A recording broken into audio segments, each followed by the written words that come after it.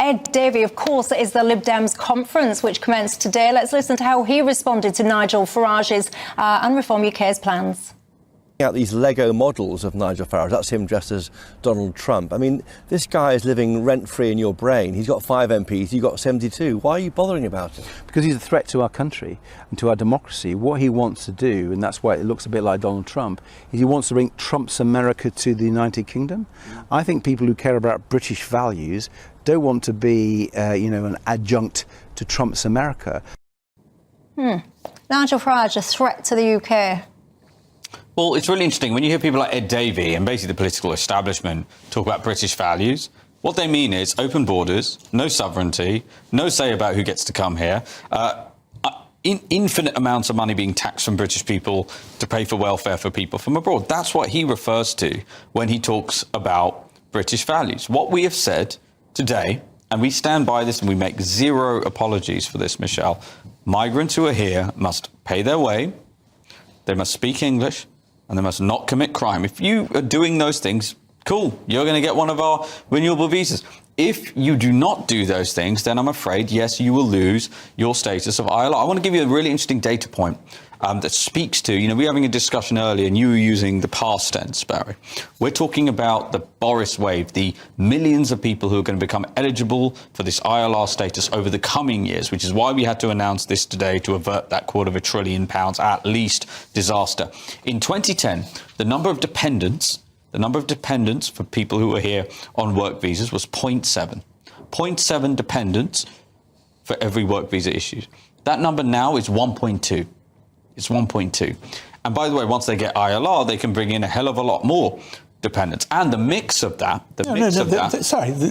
they can't just bring them in. Yes, they can. There's no cap. There is no cap on ILR. What's the cap on the number of dependents people can bring in on ILR, Barry? I'm sorry. You can't just bring them in. They have to apply. They have to be able to And what's the cap? They have to be able to be accommodated and paid for. So there has to be a salary level of the sponsor in order to allow them to come to the UK. And so this idea that suddenly... Barry, what's the cap? What's the cap on the number of dependents? Answer my question. Answer my question. What is the cap on the Answer my question. What's your question? My question to Zia is, isn't it true that they can't just come in, that they have to actually apply for a visa, be granted that on the basis of what they're going to do in the country, that they're good citizens, that they meet all those requirements, and that they are accommodated, they have accommodation, and that they are supported by their sponsor with enough money to look after them so that they're not onto the welfare state. No, sorry, which qualifications? So this is an important part of your question. You said all the qualifying requirements. Their security is cleared. Right. But answer the question. No, do they need a sponsor? That's not the case. Do they need a sponsor? Yes, well, that's the whole point. That's why they have a dependent. Yes, they have a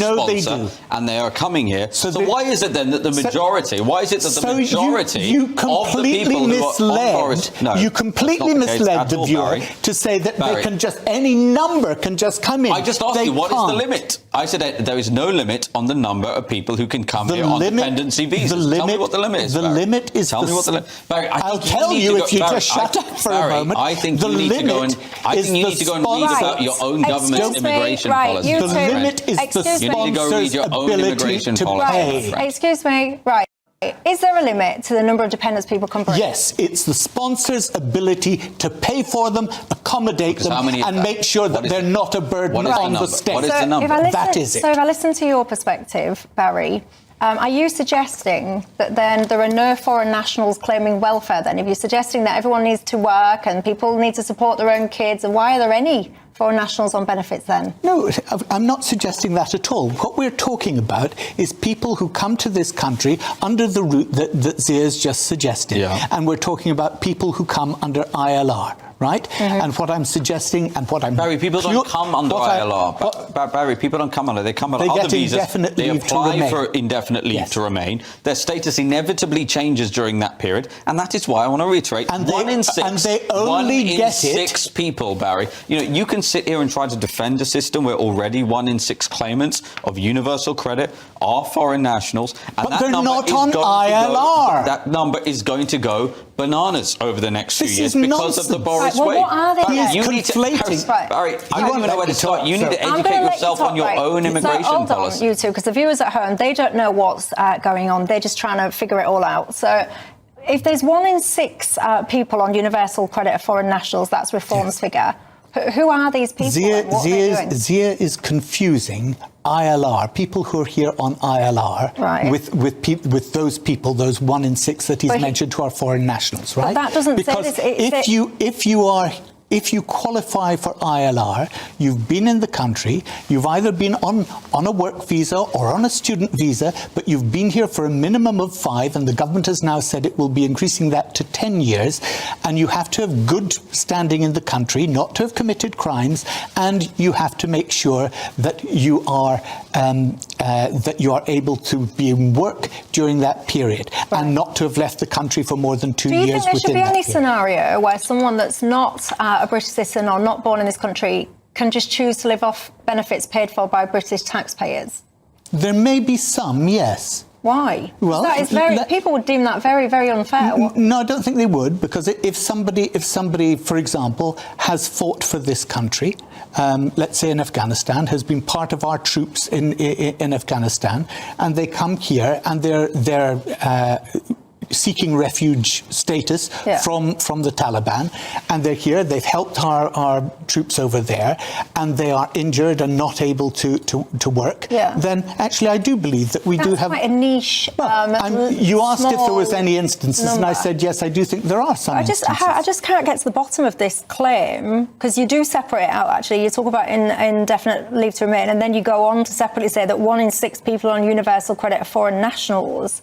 I'm trying to get to the bottom of how have we got a country where British taxpayers are paying for 1 in 6 recipient of universal credit to be a foreign national. Because I can't ever imagine a scenario where I would rock up at a foreign country and expect the taxpayers of that country. Again, the implication that Zia was saying is that you do just rock up and claim. No. That's not let me explain before you interrupt. Are you saying that 1 in 6 people on universal credit are not foreign nationals? No. What I'm saying to you, if that's a figure, that's fine. What I'm saying to you is they may be people who've worked in this country for 20 years. Right?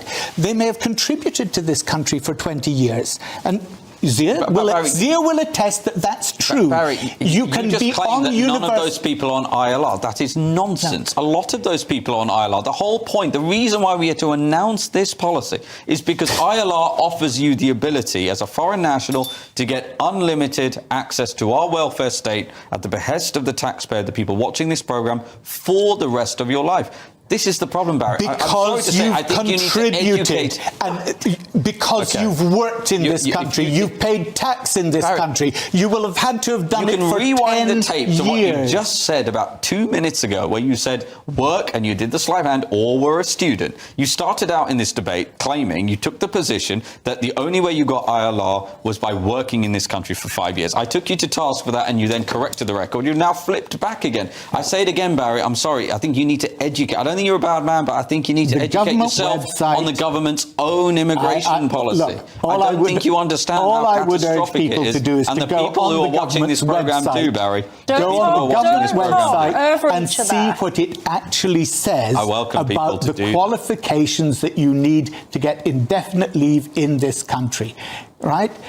Because you just have to have existed in this country for 5 years. You don't need to be working. You don't need to work. In the UK, number one, you may be able to apply if you have a work visa. And is that the only route? You must usually have lived and worked in the UK for 5 years.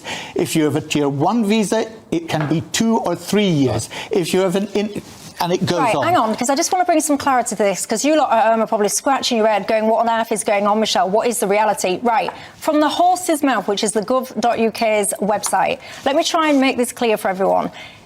To get indefinite leave to remain, there are multiple different routes, OK? And I'm going to summarise this as best as and quick as I possibly can. Route 1, if you work in the UK, you might be able to apply if you've got a work visa. So yes, if you've got a work visa, you will have lived and worked in the UK for 5 years. That's one route. So Barry is correct on that route. A second route is if you have family in the UK. It doesn't reference on the government's website that you needed to have worked. Route 3. Sorry, can I just interject there? Well, it does also, it does also mean that if you have a partner in the UK and you're not a British citizen, it means that they will have to have been able to show that they can sponsor you and can afford for you to be here and accommodate you without recourse to public funds. Right, well, it doesn't say that on the government website that I'm glancing.